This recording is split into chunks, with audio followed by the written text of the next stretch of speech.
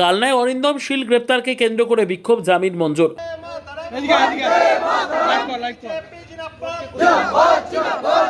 অরিন্দম শীল নামের এক ব্যক্তির গ্রেপ্তারকে কেন্দ্র করে পূর্ব বর্ধমানের কালনায় রাজনৈতিক উত্তেজনা ছড়িয়েছে। পুরনো একটি মামলায় শনিবার রাতে কালনা থানার পুলিশ তাকে গ্রেপ্তার করে। এরপরে বিজেপি কর্মীদের একাংশ থানার সামনে বিক্ষোভে সামিল হন। বিক্ষোভকারীদের দাবি, দীর্ঘদিনের পুরনো মামলায় হঠাৎ করে অরিন্দম শীলকে গ্রেপ্তার করা হয়েছে। তাদের অভিযোগ, সাম্প্রতিক সময়ে তিনি সোশ্যাল মিডিয়ায় কালনার এক ব্যবসায়ী সুব্রত পালের বিরুদ্ধে ধারাবাহিকভাবে বক্তব্য রাখছিলেন এবং গ্রেপ্তারের আগের দিনেও একটি লাইভ সম্প্রচারে তার বিরুদ্ধে মন্তব্য করেছিলেন। সেই ঘটনার জেরেই পুলিশ তাকে গ্রেপ্তার করেছে বলে তাদের ধারণা।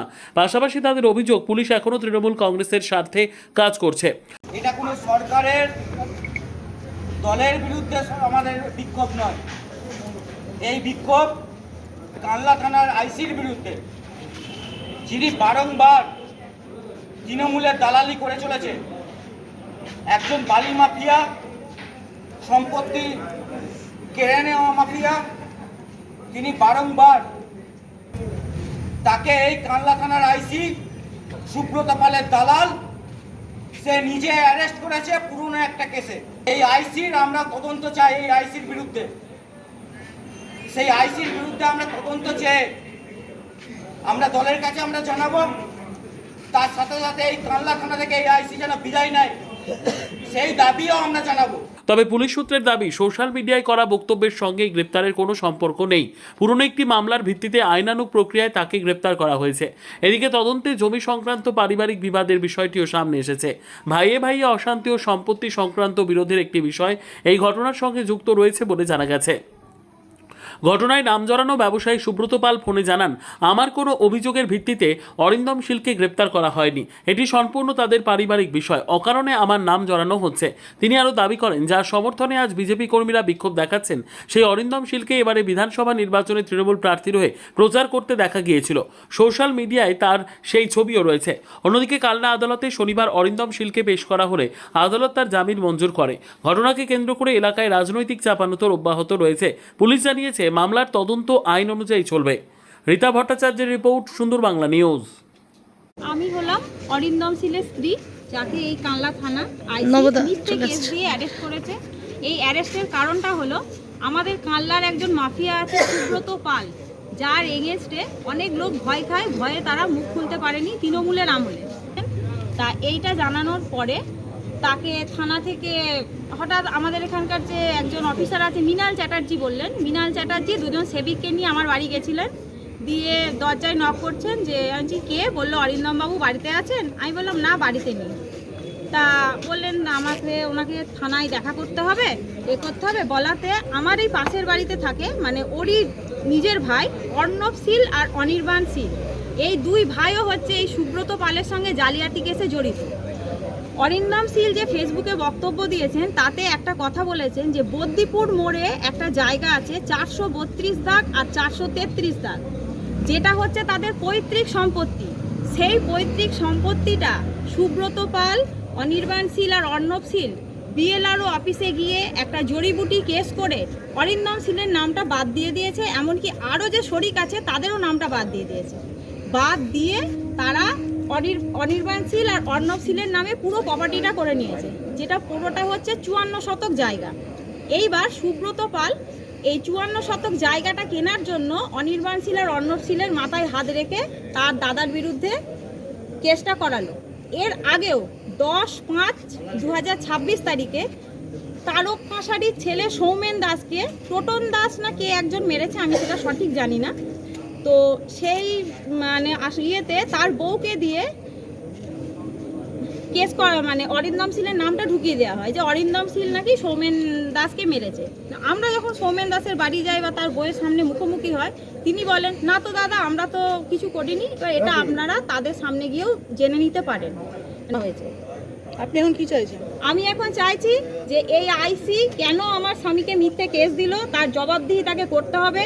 আর সুব্রত পাল, আর আরেকটা কথা হচ্ছে, 1/6 তারিখে সুব্রত পাল একটা প্রেস মিট করেছে। সেই প্রেস মিটে বলেছে যে সে নাকি অরিন্দম শীল, সুরজ বিশ্বাস আর একজনকে আমার মনে পড়ছে না, এই 3 জনের নামে সে নাকি থানায় লিখিত কমপ্লেন জানিয়েছে। তা আমরা যখন আসি তখন জানতে পারি যে কোনো কমপ্লেন হয়নি, ওটা মিথ্যে কথা বলা হয়েছে। তো মানহানির কেসও করবেন বলেছেন। এমনকি উনি ওই প্রেস মিটে নিজের মুখে স্বীকার করেছে যে আনডিভাইডেড প্রপার্টিতে উনি নিজে গিয়ে বাউন্ডারি দিয়ে এসছেন। তা আনডিভাইডেড প্রপার্টিতে কোনো প্রশাসন নেই, কিছু নেই, এই সুব্রত পাল কে যে উনি গিয়ে একটা বাউন্ডারি দিয়ে চলে এলেন? তাও আমাদের প্রাপ্য হচ্ছে 6.5 শতক জায়গা, যেটা অরিন্দম শীল তার বাবার কাছ থেকে নেয়নি। অরিন্দম শীলকে তার পিসি পার্বতী রানী আঢ্য রেজিস্ট্রি করে দিয়েছেন। সেই 6.5 শতক জায়গা থেকেও তাকে 4.5 শতক বাউন্ডারি করে দেওয়া হয়েছে এবং 2 শতক জায়গা অর্ণব শীল, অনির্বাণ শীলকে ভোগ দখলের জন্য এই সুব্রত পাল দিয়ে এসছে, যাতে করে এই পুরো সম্পত্তিটা উনি কিনতে পারেন, তাই ওদের হাতে রেখেছে। তো আমার দাবি হচ্ছে, আমার স্বামী অরিন্দম শীলকে যদি অ্যারেস্ট করা হয়, তাহলে আমারও 1 তারিখে আমি পোস্ট অফিস থেকে প্রিড পোস্টের মাধ্যমে আইসিকে একটা অভিযোগ জানিয়েছিলাম, যার মধ্যে আসামিগণ হচ্ছে সুব্রত পাল, অর্ণব শীল, অনির্বাণ শীল এবং অনির্বাণ শীল। তাহলে আমি চাইছি আমার স্বামীকে যদি আটকে রাখা হয়, তাহলে এই 3 জন আসামিকেও যেন অবিলম্বে অ্যারেস্ট করা হয়, অবিলম্বে। এমনকি সুব্রত পাল যে কি ধরনের মাফিয়া, কেন তাকে আমরা মাফিয়া বলেছি, তার নামে কলকাতা হাইকোর্টে একটা কেস চলছে, যার কেস নাম্বারের সমস্ত তথ্য আমাদের কাছে আছে। ঝাড়খণ্ডে একটা মানি লন্ডারিং এর কেস চলছে, যার তথ্যও আমাদের কাছে আছে। উনি 16 নম্বর ওয়ার্ডে একটা পুকুর বুঝিয়েছেন, সেটা পুকুর বলে রেকর্ডে আছে, সেই তথ্যটাও আমাদের কাছে আছে, সমস্ত তথ্য। সেই জন্য উনি চাইছেন অরিন্দম শীলকে এই অনির্বাণ শীল আর অর্ণব শীলের মাধ্যমে খুন করে কিভাবে এই সমস্ত সম্পত্তিটা আত্মসাৎ করবেন, এটাই হচ্ছে ওনার মূল লক্ষ্য। আপনি কি চাইছেন? আমি চাইছি আমার স্বামীকে অবিলম্বে যেন ছেড়ে দেওয়া হয়, আর যদি না ছাড়া হয় তাহলে আমরা সারা রাত এখানে আমাদের বলাতে এই সমস্ত বিজেপি কার্যকর্তারা আমাদের কাছে এসে দাঁড়িয়েছে, তাদের কাছে আমি অসংখ্য ধন্যবাদ জানাই যে আমার অসময়ে এসে আমার পাশে দাঁড়ানোর জন্য, এই সত্যের সঙ্গে তাদের লড়াই করার জন্য। এমএলএকে জানান বিষয়টা?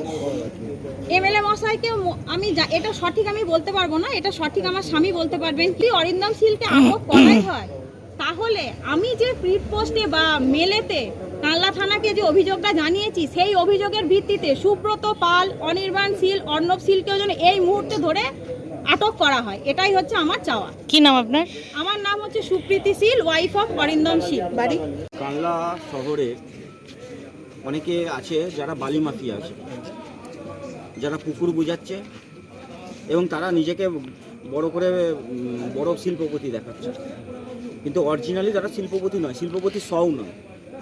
কিন্তু তারপরেও একজন ব্যক্তি একজন বালি মাফিয়ার এগেনস্টে কথা বলেছে বলে তাকে আজকে কানলা থানার আইসি, যে কিছুদিন আগে তার পয়সায় ঘরের রং করিয়েছে, তাকে তুলে নিয়ে চলে এসছে পুরনো একটা কেসে।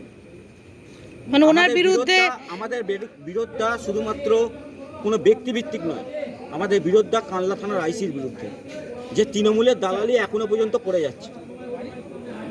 অরিন্দম শীল কার বিরুদ্ধে কিভাবে অভিযোগ করেছে বা কি বলেছে? অরিন্দম শীল ব্যক্তিগত চাপে পড়ে অনেক সময় অনেক কাজ করতে বাধ্য হয়েছে। উনি কানলা নগরের 3 নম্বর ওয়ার্ডের বাসিন্দা, তারপরেও অরিন্দম শীলকে মিথ্যা ফাঁসে কিছুদিন আগে একখানা কানলা 5 নম্বর ওয়ার্ডে মারপিট হয়, সেখানে অরিন্দম শীল ছিল না, সেখানে অরিন্দম শীলের নাম বাধ্য করেছে এই কানলা থানার আইসি। তার বাড়িতে যখন গেছে, অরিন্দম শীলের সম্বন্ধে বলেছে যে তোমাকে কি অরিন্দম শীল মেরেছে, বলেছে না মারিনি। তারপরেও মিথ্যা কেসে এই আইসি একজন বালি মাফিয়ার কথা শুনে তাকে আজকে পুরনো কেসে তুলে নিয়ে এসছে। আমাদের কথা হচ্ছে, আপনি যখন তুললেন, সে আজকে মিডিয়াতে যে কথাটা বললো, তারপরে আপনি কেন তুললেন? তার তো আপনার কথা অনুসারে তার তো পুরনো কেস আছে, তাহলে তো আপনি পরেও তাকে তুলতে পারবেন বা তার আগেও তুলতে পারতেন। এই পুরো আইসি তৃণমূলের দালালি করে আজও চলছে।